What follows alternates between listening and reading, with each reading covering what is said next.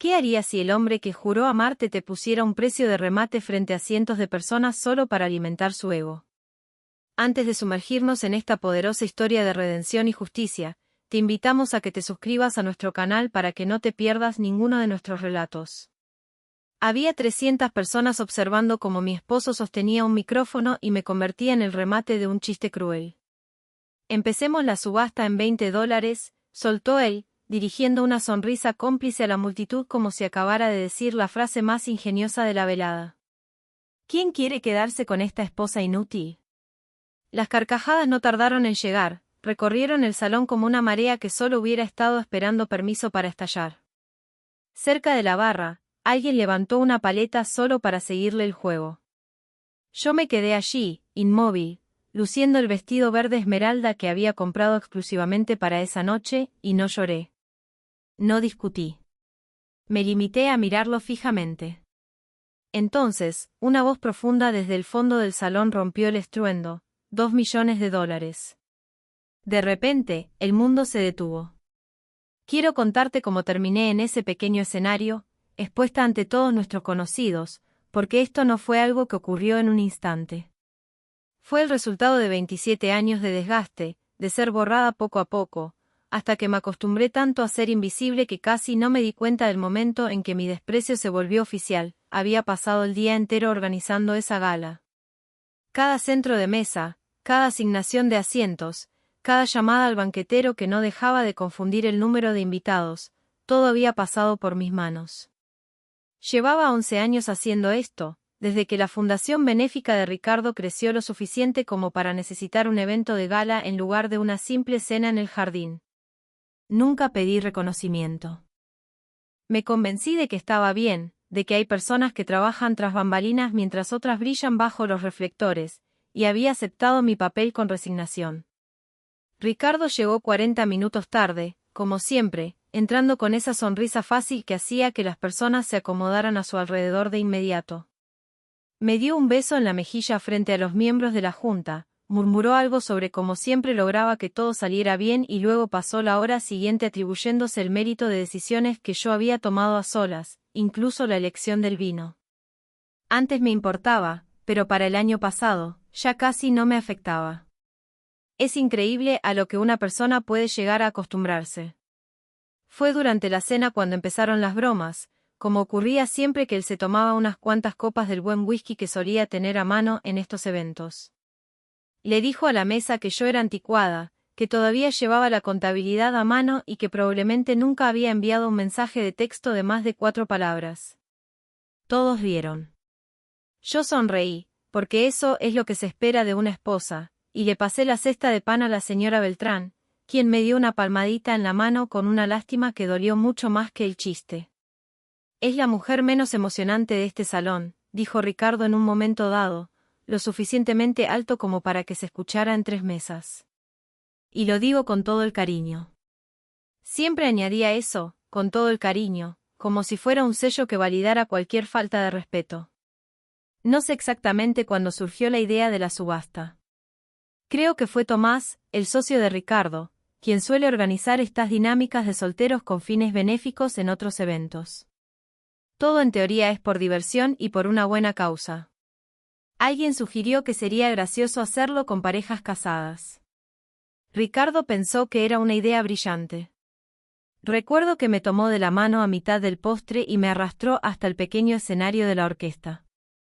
En ese breve segundo, antes de comprender lo que estaba pasando, llegué a pensar que tal vez quería hacer un brindis, decir algo amable o reconocer mi esfuerzo. En cambio, le arrebató el micrófono al director de la banda, puso su mano sobre mi hombro como si yo fuera un mueble que estaba exhibiendo y pronunció las palabras que terminaron con 27 años de fingir que no me daba cuenta de nada. Empecemos en $20.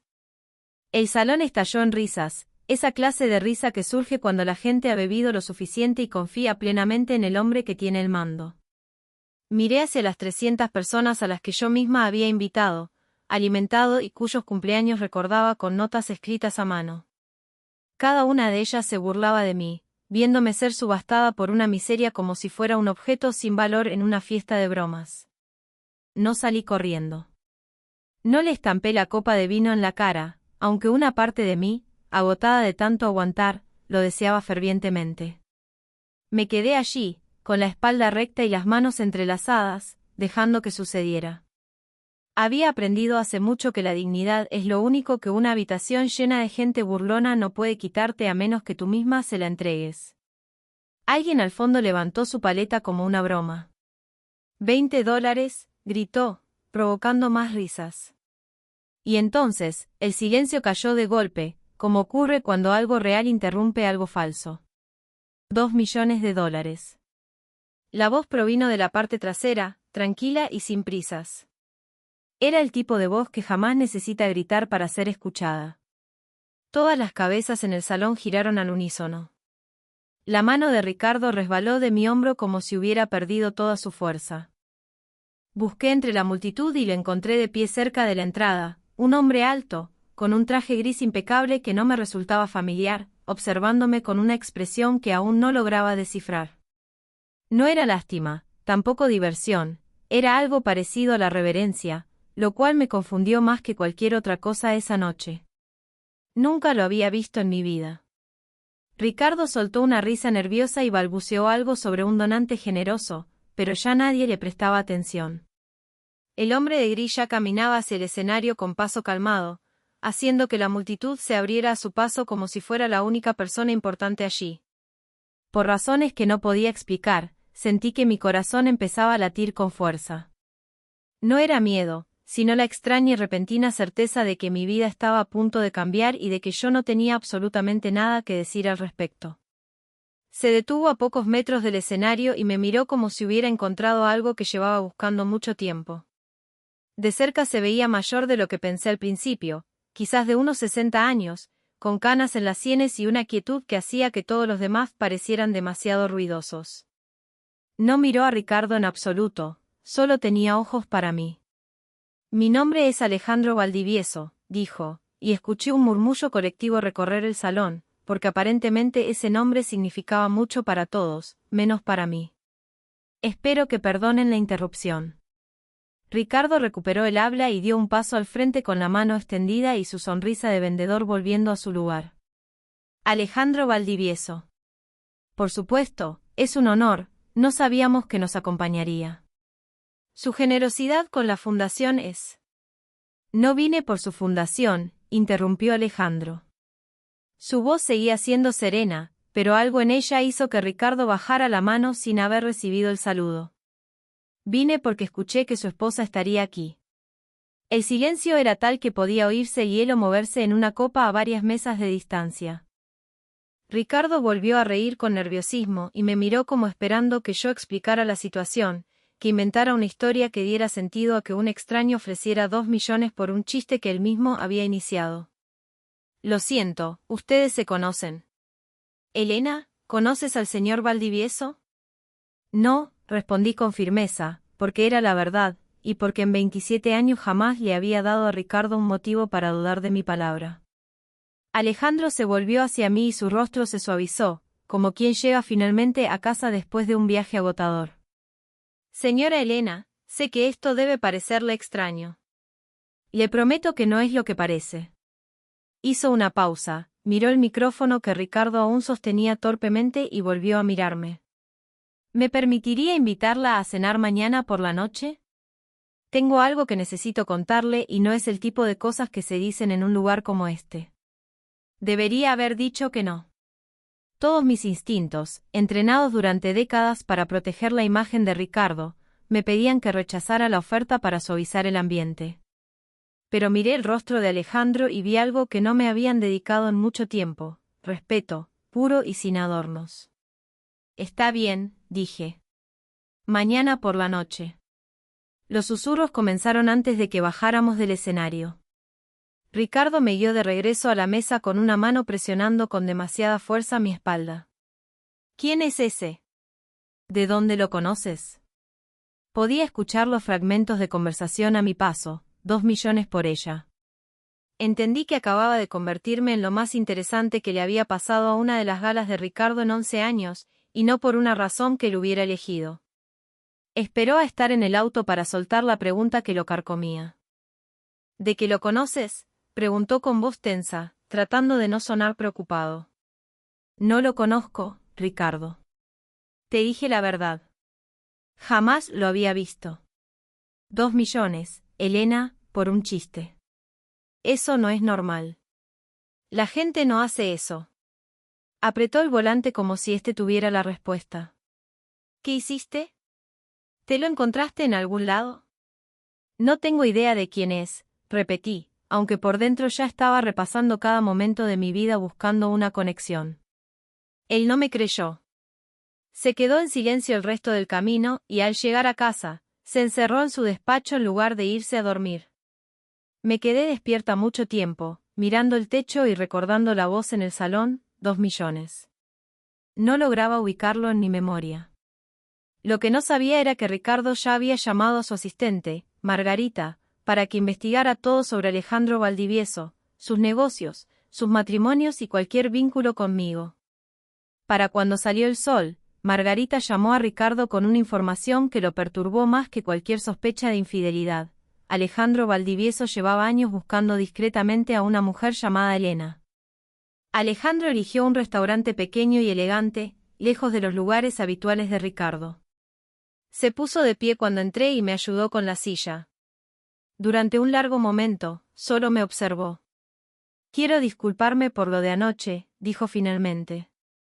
Sé que fue teatral, pero al ver lo que su esposo estaba haciendo, no pude quedarme de brazos cruzados. Aún no me ha dicho cómo me conoce, respondí. No me recordaría, dijo él. Pero si le cuento una historia, tal vez recuerde a alguien más. Tomó aire y continuó. Hace 30 años, usted era una joven maestra. Recuerdo una tarde de lluvia en la que encontró a un adolescente llorando en la estación de autobuses. ¿De qué lo conoces?, preguntó con voz tensa, tratando de no sonar preocupado. No lo conozco, Ricardo. Te dije la verdad. Jamás lo había visto. 2 millones, Elena, por un chiste. Eso no es normal. La gente no hace eso. Apretó el volante como si tuviera la respuesta. ¿Qué hiciste? ¿Te lo encontraste en algún lado? No tengo idea de quién es, repetí, aunque por dentro ya estaba repasando cada momento de mi vida buscando una conexión. Él no me creyó. Se quedó en silencio el resto del camino y al llegar a casa, se encerró en su despacho en lugar de irse a dormir. Me quedé despierta mucho tiempo, mirando el techo y recordando la voz en el salón, 2 millones. No lograba ubicarlo en mi memoria. Lo que no sabía era que Ricardo ya había llamado a su asistente, Margarita, para que investigara todo sobre Alejandro Valdivieso, sus negocios, sus matrimonios y cualquier vínculo conmigo. Para cuando salió el sol, Margarita llamó a Ricardo con una información que lo perturbó más que cualquier sospecha de infidelidad. Alejandro Valdivieso llevaba años buscando discretamente a una mujer llamada Elena. Alejandro eligió un restaurante pequeño y elegante, lejos de los lugares habituales de Ricardo. Se puso de pie cuando entré y me ayudó con la silla. Durante un largo momento, solo me observó. Quiero disculparme por lo de anoche, dijo finalmente. Sé que fue teatral, pero al ver lo que su esposo estaba haciendo, no pude quedarme de brazos cruzados. Aún no me ha dicho cómo me conoce, respondí. No me recordaría, dijo él. Pero si le cuento una historia, tal vez recuerde a alguien más. Tomó aire y continuó. Hace 30 años, usted era una joven maestra. Recuerdo una tarde de lluvia en la que encontró a un adolescente llorando en la estación de autobuses. Algo se removió en mi pecho. Recordé a una chica de unos 15 años, empapada y aterrorizada. Le compré la cena, murmuré. Se llamaba Raquel, dijo Alejandro con la voz entrecortada. Era mi hermana menor. Se había escapado de casa de nuestro padrastro porque no estaba segura allí. Yo vivía lejos y no sabía lo mal que estaban las cosas. Ella me contó años después que planeaba desaparecer esa noche, subir a cualquier autobús. Pero una desconocida se sentó a su lado y le preguntó si tenía hambre. Recordé quedarme con ella, llamar a una trabajadora social de confianza, visitarla en el hogar de acogida, llevarle libros. Con el tiempo perdimos el contacto al casarme y mudarme. Se convirtió en abogada, dijo Alejandro con orgullo. Dedicó su vida a defender a niños en el sistema de acogida. Decía que todo empezó con una cena y una extraña que decidió detenerse. Murió hace 8 meses de cáncer. Su última voluntad fue que la encontrara para decirle que usted le salvó la vida. No lloré en la gala, pero lloré en ese restaurante por una niña que casi había olvidado. Los 2 millones no fueron caridad, añadió Alejandro. Lo hice porque durante 30 años todos en su vida han decidido cuánto vale usted sin mirarla realmente. Quería que, por una vez, todos vieran la verdad. Me entregó un sobre con una carta de Raquel. Ella no solo me dejaba dinero, sino un puesto en la junta directiva de su fundación y una parte mayoritaria de su control. Liderazgo, propósito y voz en el destino de miles de dólares para niños necesitados. Al llegar a casa, me instalé en la habitación de invitados. Ricardo, mientras tanto, se hundía en su propia paranoia. Había contratado a un investigador privado llamado Morales, convencido de que Alejandro y yo teníamos un romance secreto. Sin embargo, Morales solo encontró testimonios de mis pequeñas bondades, colegas que recordaban cómo guardaba comida para niños con hambre, una viuda a la que acompañé durante años, jóvenes que me agradecían haber estado en sus obras escolares cuando nadie más iba. Nada escandaloso, solo décadas de una vida entregada a los demás que Ricardo nunca se molestó en notar. Para el jueves, el vídeo de la subasta se había vuelto viral. Alguien lo grabó y las redes sociales no tuvieron piedad con Ricardo. Los patrocinadores empezaron a retirarse y las empresas cancelaron contratos por alineación de marca. Ricardo llegó a casa derrotado. Está en todas partes, Elena. No puedo detenerlo. No le respondí de inmediato. Pensé en la carta de Raquel y en cómo habrían sido las cosas si él se hubiera interesado alguna vez en lo que yo hacía. El lunes, la junta directiva lo llamó a una reunión de emergencia. Le dijeron que no se trataba solo del chiste, sino de lo que ese chiste revelaba sobre su carácter. Ricardo me pidió que fuéramos a un programa de televisión a decir que todo era una broma y que estábamos bien. No voy a mentir por nadie, Ricardo. Ni siquiera por ti, le dije. Él no gritó, simplemente se hundió en su silla. Llamé a Alejandro para aceptar ver el trabajo de la fundación.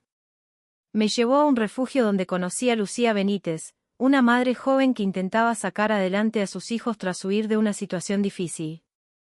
Me senté con ella, la escuché sin juzgar y organizamos todo para que la fundación cubriera su renta mientras terminaba sus estudios. Al volver a casa, me sentí útil, no decorativa. Ricardo notó mi cambio, ya no esperaba su aprobación ni consultaba sus horarios. Ya no necesitas nada de esto, ¿verdad? Ni a mí, ni a la empresa, dijo él una noche. Él ya sabía la respuesta. Meses después, recibí una invitación para ser la oradora principal en la gala de la Fundación Valdivieso. Me mudé a mi propio apartamento y elegí un vestido verde oscuro para la ocasión. Esta vez, al entrar al salón, no estaba al lado de un hombre con un micrófono hiriente. Alejandro me acompañó como un viejo amigo. En el escenario, conté la historia de Raquel y cómo los actos de bondad que parecen pequeños pueden cambiar el mundo. Mostraron un vídeo con testimonios de personas a las que ayudé a lo largo de los años. Ricardo estaba allí, en el fondo, mirando en silencio. Al terminar, se acercó para pedirme perdón. Estuve al lado de alguien extraordinario durante 3 décadas y nunca levanté la vista para verla, confesó. Lo perdoné, pero le dejé claro que el perdón no significaba volver. 6 meses después, la fundación seguía creciendo y yo finalmente tenía una vida propia. Ricardo renunció a su cargo y decidió empezar de nuevo con honestidad. Un domingo, visitando la tumba de Raquel con Alejandro, vi a una chica joven en un banco, con una maleta y miedo en los ojos. Me acerqué y le hice la única pregunta que importa: ¿te gustaría sentarte conmigo un momento? La bondad siempre vale más de lo que aquellos que se burlan podrían pagar jamás. Si esta historia te conmovió, no olvides darle un me gusta, suscribirte al canal y compartir tus pensamientos en los comentarios. ¿Crees que el destino siempre recompensa las buenas acciones?